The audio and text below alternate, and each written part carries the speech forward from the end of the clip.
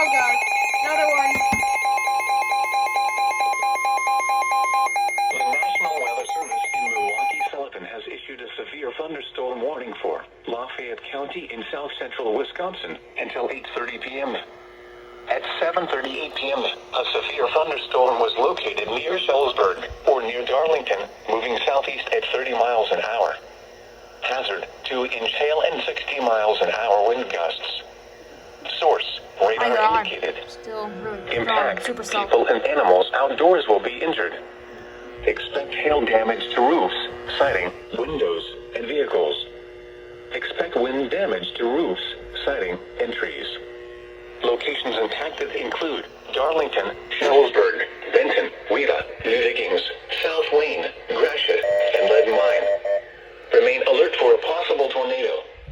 Tornadoes can develop quickly from severe thunderstorms. If you spot a tornado, go at once into the basement or small central room in a sturdy structure. For your protection, move to an interior room on the lowest floor of a building.